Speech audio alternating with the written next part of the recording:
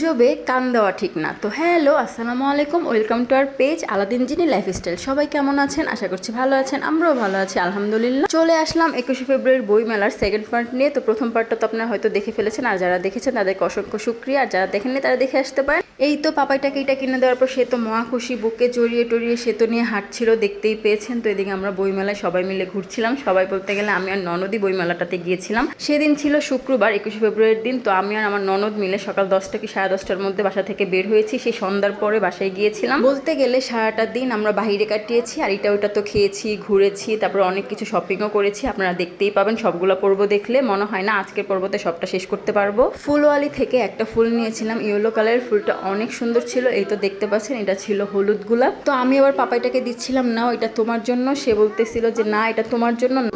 হ্যাঁ দাও, thank you. আমি তো আমার পাপাই থেকে এই রোজটা পেয়ে অনেক খুশি হয়ে গিয়েছিলাম। তো যাই হোক, তার ফুপু তাকে জুসটা দিল, সে সুন্দর করে খাচ্ছিল। মাশাল্লাহ, কেউ বাচ্চাদের খাবার দেখলে মাশাল্লাহ বলতে ভুলবেন না। আরেকদিকে রোজটা নিয়ে ননদকে বলছিলাম, তুমি দাঁড়াও, তোমার ফেসের দড়ি একটা ভিডিও ক্লিপ নেই। তারপর চলে গিয়েছিলাম মেয়েদের পছন্দের একটা জায়গায়, কাচের চুরির জায়গায়। মানে এটা কাচের চুরির একটা ভ্যান ছিল। দোয়েল চত্বর রাস্তা থেকে বইমেলার যে শুরুর গেটটা, সেখানে চুরির ভ্যানটা ছিল। তো এই ভ্যানটাতে অনেক দাম চাচ্ছিল এই কাচের চুরিগুলো, কিন্তু বইমেলা বা টিএসির ভিতরে চুরিগুলোর দাম অনেক কম ছিল, যেমন 40 টাকা ডিফারেন্স ছিল। ওই ভ্যানটাতে প্রতি ডর্জন চুরির দাম চাচ্ছিল 100 টাকা, যার মূল্য 1 টাকাও সে কমাচ্ছিল না। আর ভিতরের দিকে চুরির দামই চাচ্ছিল 60 টাকা, আর 50 টাকা হলেই দিয়ে দিচ্ছিল। তো যাই হোক, আমি আমার বাচ্চাদের জন্য চুরি দেখছিলাম। আর এই চুরিগুলো কে কে ছোটবেলা থাকতে পড়েছেন? আমি তো পড়েছিলাম। এরকম টাইপের রং বেরঙের কাচের চুরি বলেন আর এইসব চুরি বলেন, আমরা ছোটবেলায় সবাই কম বেশি পড়েছিলাম। তারপর চলে গিয়েছিলাম একটা ব্যানের দোকানে, কাপড়ের ব্যান। তো এই ব্যানটা পছন্দ হয়েছিল, ভালোই লাগছিল। তারপর একটা আমার ড্রেসের সাথে ম্যাচিং হয়ে গিয়েছিল, এগুলোর মূল্য ছিল 10 টাকা করে মাত্র। তো এই তো এটা আমার মানে ড্রেসের সাথে সিমিলার মিলে গিয়েছিল। পরে এটা নিয়ে নিয়েছিলাম হাতে পরার জন্য, কারণ এখন তো মাথায় কেউ ব্যান্ড পরে না, ফ্যাশন হিসেবে হাতে পরে। তারপর আবারও চলে গিয়েছিলাম কাচের চুরির দোকানে। আর আমার সব সময় নীলের দিকে চোখ আটকে যায়। আর কাচকাটা চুরি আমার অনেক পছন্দ, মানে কাচের চুরির মধ্যে রেশমি চুরির থেকে কাচকাটা চুরিটা আমার বেশি ভালো লাগে। তারপর চলে আসলাম পাল দিয়ে যে চুরি মালা হয় এই দোকানে, যদিও এগুলো রিয়েল পাল না, কারণ রিয়েল পাল কখনোই এত সুন্দর গোল হয় না। যারা পাল চিনেন তারা তো চিনেনি। তো পাল একটু চ্যাপটা ট্যাপটা টাইপের হয়, এগুলো হচ্ছে পুঁতি বলা যায়। আর এগুলো কিন্তু ছোটোবেলায় আমরা যখন স্কুলে যেতাম, স্কুলের পাশে এক মহিলা এগুলো বানাতো আর বিক্রি করতো।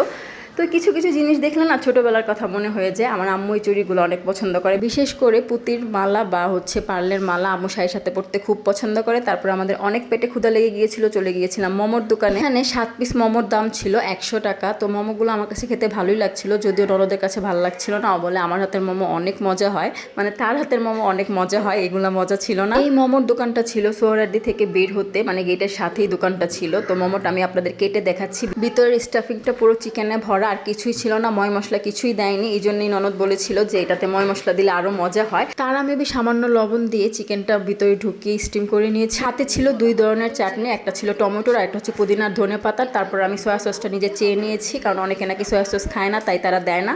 তো আমার তো সয়া সস দিয়ে অনেক ভালো লাগে, যদিও তাদের সয়া সসটা একদমই ভালো ছিল না, একদম পানি পানি ছিল, মানে কোনো টেস্টই ছিল না বলতে গেলে। টমেটোর সস সাধারণত যেমন হয় তেমনই ছিল, আর পুদিনা ধনে পাতার চাটনিটাও মজা ছিল, সাথে কাঁচামরিচ একটা ঝাল ঝাল ফ্লেভার ছিল। তারপর আবারও চলে গিয়েছিলাম সোহরাওয়ার্দীর ভিতরে এই যে মেয়েদের জিনিসপত্রের দোকানে। ঢাকা ভার্সিটি বা অন্যান্য ভার্সিটি থেকে স্টুডেন্টরা এগুলো বানিয়ে টেবিল নিয়ে বসে এগুলো সেল করছিল। তো এখানে দেখতেই পাচ্ছেন আমি একটা রিং পরে নিয়েছি, এই রিংটা অনেক সুন্দর ছিল। আর এটা ছিল হচ্ছে মাথার ব্যান্ড, মানে ওই যে খোপা টোপা করে না, ক্লিপ দিয়ে খোপাতে দেয় এরকম আর কি। তো এগুলো সবগুলোই সুন্দর ছিল, কিন্তু অনেক পাতলা ছিল। আর এই যে বাটারফ্লাই ফিঙ্গার রিংগুলো আমার তো একটা আছে, তারপর আমি দেখছিলাম, আর ননদও দেখছিল নেওয়ার জন্য। আর এই যে সেটগুলো, এগুলো হচ্ছে ফ্লাওয়ার সেট, যেটা কানের আর গলার।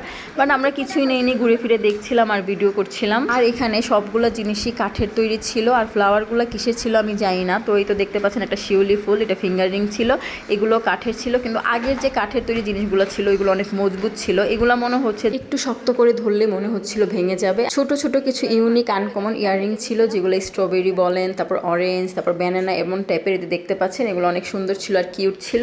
তারপর চলে গেলাম ঐতিহ্যবাহী মেয়েদের ভাইরাল ক্লিপের দোকানে। এই ক্লিপটা কিন্তু অনেক ভাইরাল, মানুষ মাথায় দেখ আর না দেখ কিন্তু হাত ব্যাগে দিয়ে রাখে, মনে হয় যে জ্বলন্ত একটা ফুল ফুটে আছে ব্যাগের মধ্যে বা মাথার মধ্যে, কারণ অনেকে মাথার খোপার মধ্যেও দেয়। তারপর চোখে পড়লো হেমিলিয়নের বাসিওয়ালা। তো আজকের মতো ভিডিওটি এই পর্যন্তই, পরের পার্ট নিয়ে হাজির হব। আল্লাহ হাফেজ।